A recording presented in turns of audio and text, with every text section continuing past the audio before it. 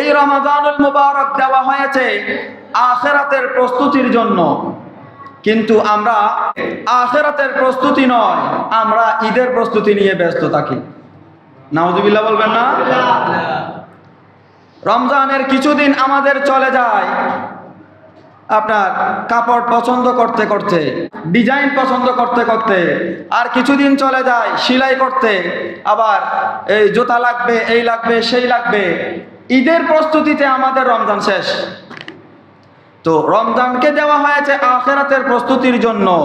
আমরা যদি বাজারে মার্কেটে ঘুরতে ঘুরতে এই ঈদের প্রস্তুতিতে ব্যস্ত হয়ে যায়, এই রমাদান পেয়েও কি আমাদের কোনো লাভ হবে?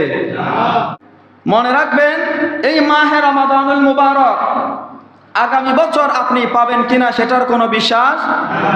গত বছর এই মাহে রমাদানুল মুবারকের এই জুমাতে আমাদের সাথে অনেক ছিল, আজকে আমাদের সাথে অন্ধকার কবরে চলে গেছে।